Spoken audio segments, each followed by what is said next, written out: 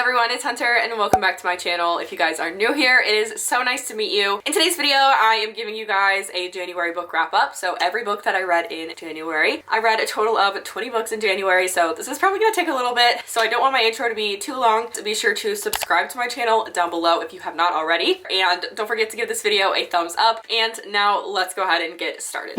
Okay, I'm gonna move over so that I can put the stuff on the screen over here. I have a couple of physical books, but the first book that I read, actually I physically wrote down, I started a book journal on my iPad and I actually have been like writing down my reviews. So the first book that I read is Brooklyn Air by Serena Bowen, and this is a romance, and I actually read this one on Apple Books because it was free. I got a notification one day that there were a bunch of free books on Apple Books and I was like, well, I guess I gotta download them now. So I started this book before the beginning of the year, but this book was about, let me see what their names were. Did I write their names down? Rebecca and Nate. Rebecca is Nate's assistant and he owns a hockey team, so she has kind of become the person that is the, I guess, the manager of the hockey team, and they've worked together for a really long time. Nate is loaded. Obviously, if he owns a professional sports team, he's loaded, but because of that, they have only ever been just friends, but they both have like harbored secret feelings for each other at one point or another, and so basically they are BFFs that turn into lovers, and it's a really cute story. 5 stars for me. I really enjoyed it. The next one was very highly anticipated for me, and I downloaded it from the library. It is Love in Other Words by Christina Lauren, and I give this one 5 stars. It made me cry, but not for the reason that you probably think. People probably think that like romances make me cry because of like the love story, but that's not true at all. It's actually just because there are some sad parts that make me cry. That's not the point. But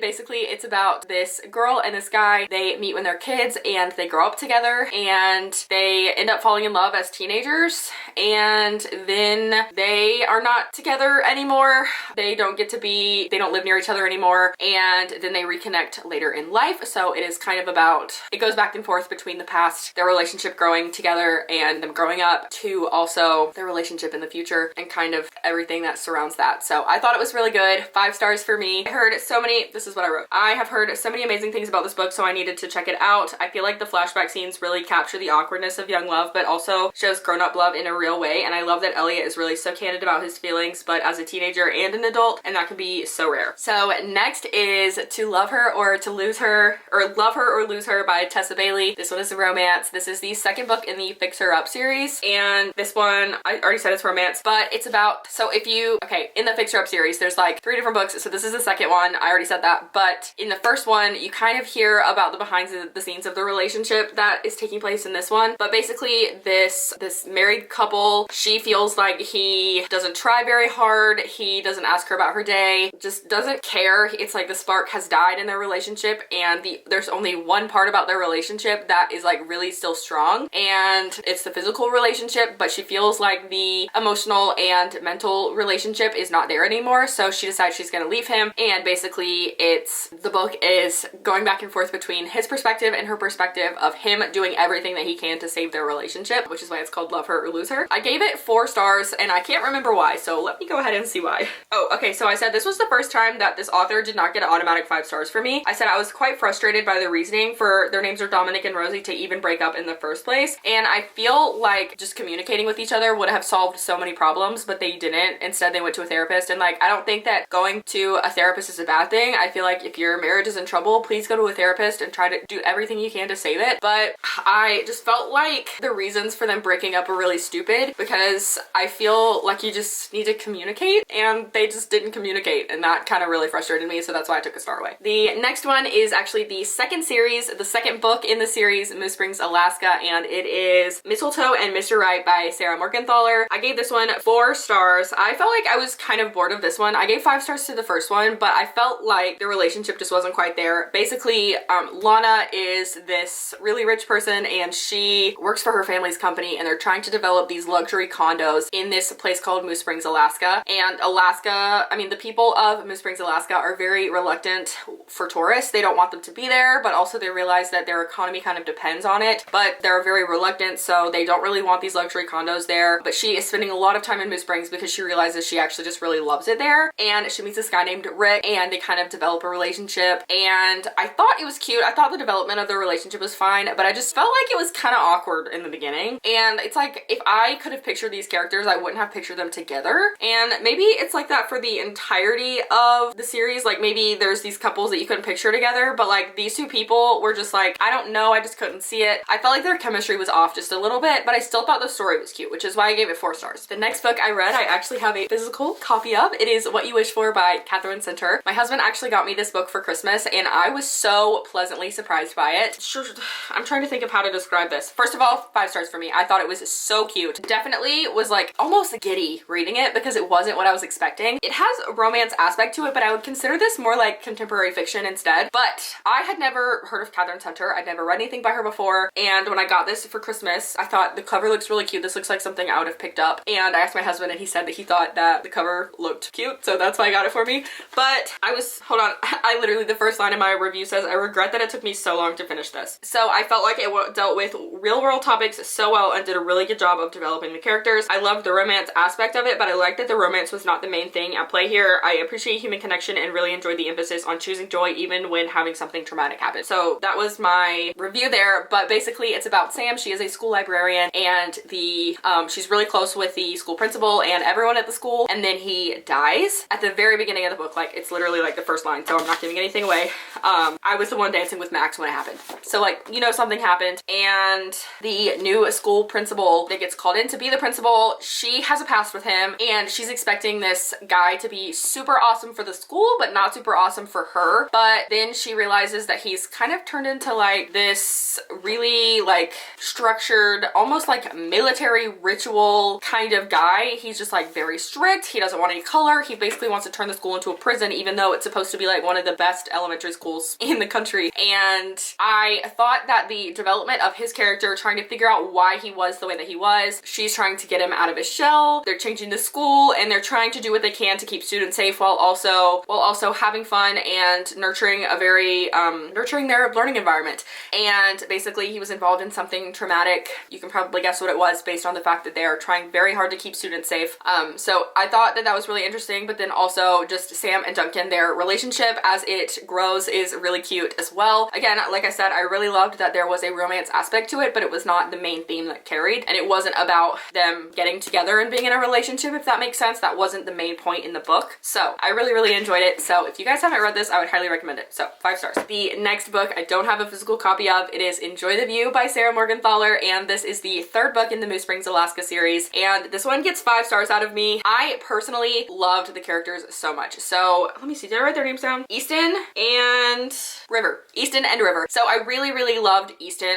He was in the previous 2 books, but he was much more quiet. He's known as this big mountain man, and he is not quite sure, like, you're not really sure about him. But whenever I found out this book was about him, I was almost disappointed. I wanted it to be about someone else that was in Moose Springs, but I was actually very pleasantly surprised by this. Basically, this girl is an actor and she is kind of losing a lot of her career, so she decides to take on this documentary project about Moose Springs, and she runs into Easton while she's trying to film it. He ends up helping her climb a mountain, and it's literally the most incredible thing watching the confidence in climbing the mountain, but also her confidence in her career, and just everything is just so cute. I don't know, I really liked it. Next was my first thriller. This one's a psychological thriller, and it is The Perfect Marriage by Geneva Rose. I gave this one 4 stars. So basically it's about Sarah and Adam, who had a rocky marriage, and let me see, who had a rocky marriage from the start. And this is not a spoiler or anything, but basically Adam is having an affair with a woman and then she is murdered. And so the whole story is basically trying to figure out who murdered this woman, and also the wife, Sarah, is defending Adam in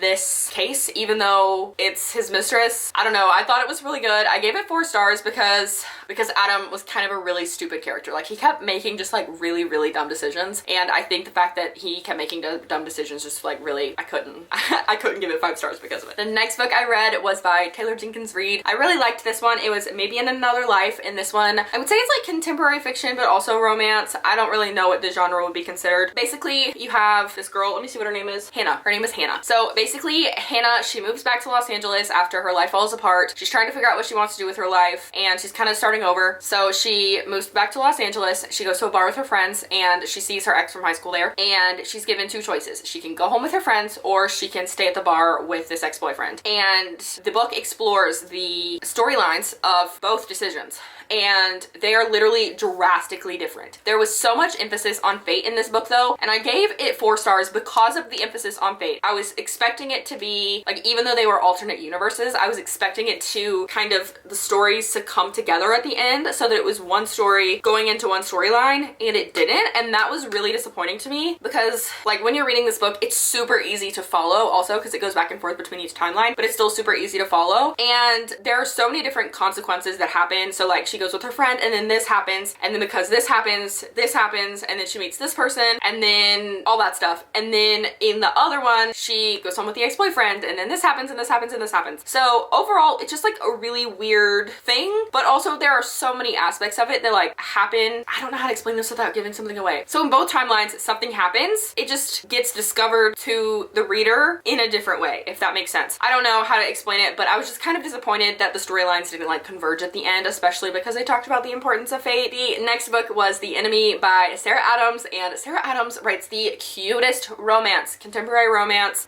They're clean romance as well, so if you want to read romance but you're not really into the spicy stuff, then this is definitely the author for you. All of her books are so cute, precious on Instagram, but her books are always like a 5-star for me. Okay, so basically this is the second in a series of It Happened in Charleston, and the first book is about this guy and this girl, and then in the second book it's about the guy in the first book's sister. So her name is June, and she is going to be in a wedding for her best friend, and the groomsman, or the best man, is going to be her enemy from high school, and it's an enemies to lovers. So cute. I'm obsessed. They have to spend so much time together because they're in this wedding party together, and it's just so cute. The banter, the chemistry, everything is just so cute. If you're looking for a feel-good rom-com romance, this is perfect. This is perfect for you. You should read it. 5 stars. The next one that I read is All Your Perfects by Colleen Hoover. I actually read quite a few Colleen Hoover books this month. I think this was the first one that I read though. But yeah, All Your Perfects by Colleen Hoover. I'm gonna put it down now because it's changing the colors. This one is romance. It gets 5 stars for me. Basically you have, so it says, then Quinn finds her fiance. Quinn finds her fiance cheating on her outside of his fiance's door. And then because of that she meets Ridge, is that his name? Graham. I don't know where I keep getting Ridge from.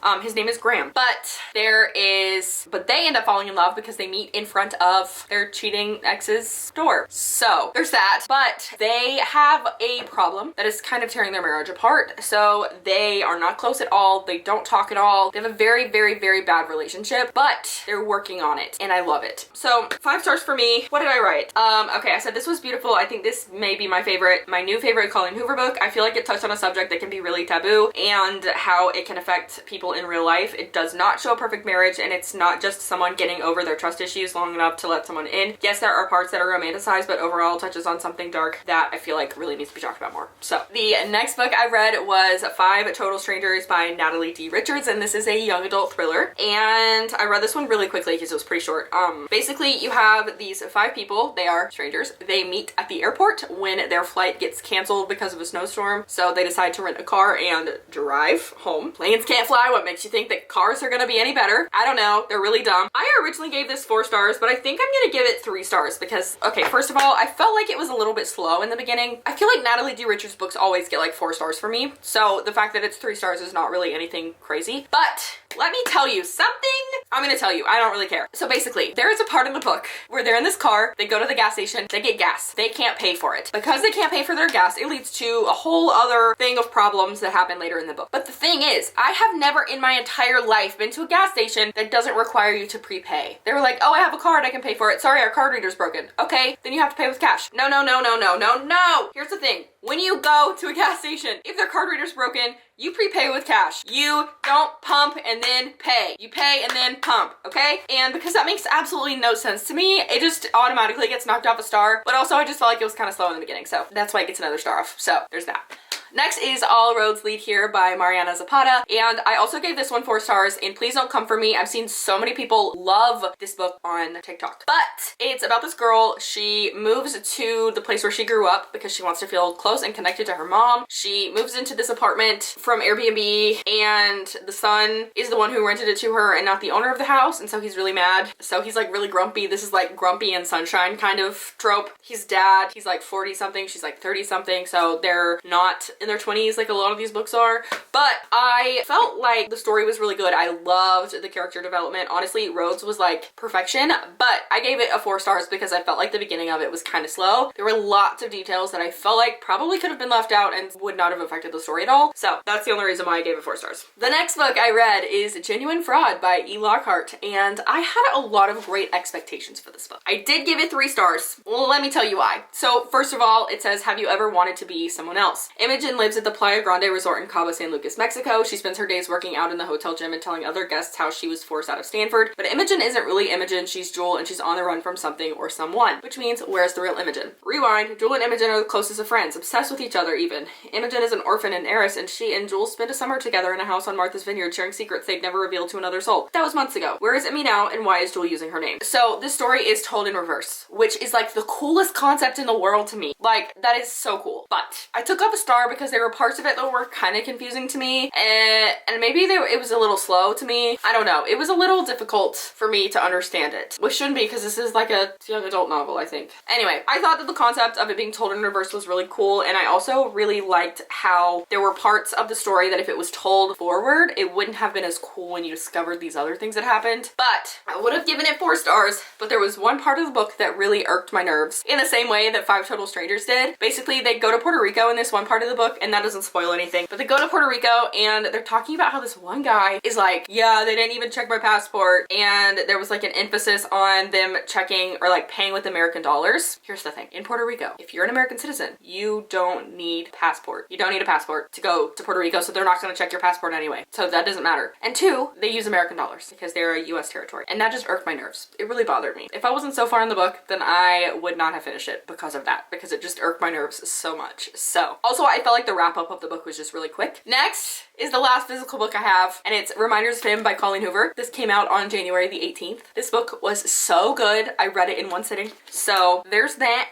We have Kenna. She is a mother, but she also just got out of prison and she's never met her child. Her child is like 4 or 5 now, and she's never met her child, and she wants to meet her child so badly. She's like, I don't need anyone to give her to me because I don't think I deserve her, but I want to meet her because she is of me and she is also of her father. She's like, I just want to meet her, and it's really heartbreaking, honestly. But she also meets this owner of a bar, and you know what happens to Colleen Hoover book, and so there's like a whole thing around that. So anyway, super good. You should read it. It's free on Kindle Unlimited right now, so if you want to read it, you don't even need the physical book. It's just on Kindle Unlimited.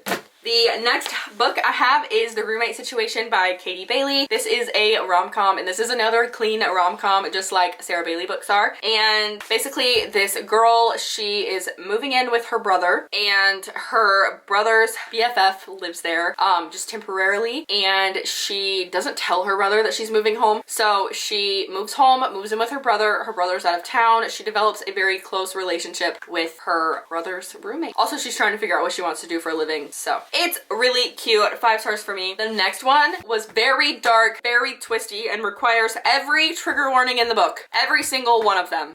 So it is about, what is her name? I can never remember the characters' names. Hold on. Oh, I wrote, this is very different from any other coho I've ever picked up, and it required a lot of trigger warnings in the beginning because it is so unlike anything else put out by her. With that being said, there were so many shocking moments that I simply had to slap my hand over my mouth. If I didn't know any better, I would have thought Colleen was well and truly a psychopath. Asa was terrifying, Sloane was so strong, and Luke was everything she needed to get out of her mess. Very dark and twisted was what my review said. Sloane is her name. Sloane is living with her boyfriend Asa, and she meets this guy named Carter, and she's living in this abusive relationship with her boyfriend, and she wants out so bad, but she doesn't think that she can. And then she meets Carter, who is really hoping to get her out of this mess. So very good, but very, very, very dark. Like, my watch went off telling me that my heart rate was higher than usual. It told me that my heart rate seemed a little high because I was sitting still, because my heart was beating so fast. I literally Next is One of Us is Lying by Karen M. McManus, and this is a YA thriller. Basically you have these 5 people, they get detention, one of them dies, and the other 4 are being blamed. They're trying to figure out who killed this guy. I thought it was really, really good. Karen M. McManus is the perfect intro to thriller. So if you are someone who is into thriller and mystery type things, but you're not sure where to start, I would recommend these because YA thriller is so much more tame and less graphic than, say, Karen Slaughter, but I still think that they tell a really really good story, and there's a very good mystery aspect to it. It definitely keeps you guessing. Okay, yeah, here it says, perfect YA thriller. The stories that Karen tells are perfect for beginners and young readers, but also a nice break from the more graphic thrillers. I think all of the clues that led to the killer are clear and it makes sense, but also genuinely leaves you wondering up until the last possible moment. I'm not gonna tell you the rest because it's a spoiler. The next book I read is To Love Jasonthorne by Ella Mace, and it is a romantic comedy. I gave it 5 stars. I thought it was so cute. Unrequited childhood love is always so cute, and knowing they are both really fond of each other from their childhoods, but also they're not sure that they should be together, but deciding to be together was so cute, and they really are living their dreams. That's pretty much it. Basically, you have Olive, who wrote a book, and she was like obsessed with Jasonthorne when she was a kid, who was her brother's best friend. And then he moved away and she never saw him again. Then she moves to LA and she writes a book, and it is so good that some movie executives decide to turn it into a movie, and they want none other than Jasonthorne to play the main character. And she's like, OMG, I loved him as a child. I've always loved him. So they work together because he's really trying to tap into his character. I don't know. It's really cute. Really cute. Childhood love is so fun. Next is the sequel to Love Jasonthorne, and it is To Hate Adam Connor by the same author, same rom-com, 5 stars. I thought this one was really cute too. You have Olive from the first book, her best friend Lucy. She moves in with Olive and Jason, and they are, a new guy moves next door. He's a dad who is recently divorced, and something happens that makes Lucy hate him, which is why it's To Hate Adam Connor. And it's enemies to lovers. How cute. But let me read you my review. This was really cute. I knew this would be enemies to lovers going in, but did not understand Lucy hating him in the beginning, but it became quite clear. I thought Lucy was so great and stubborn, and Adam's love for Aiden is everything. I felt parts of it were predictable, but not in a bad way. I also really loved how involved Olive and Jason became with Aiden as well. It was a really sweet relationship to me. Yeah, it was just a really sweet book. Rom-coms are just really sweet. So there's that. And the last book I read during January is The Mother-in-Law by Sally Hepworth. This is a thriller,